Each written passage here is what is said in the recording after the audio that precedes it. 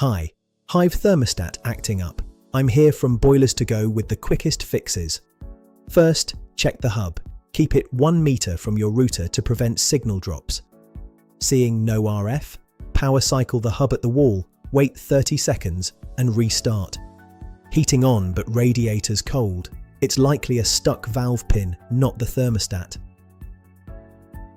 If the screen's unresponsive, remove the batteries, wait 5 seconds and pop them back in.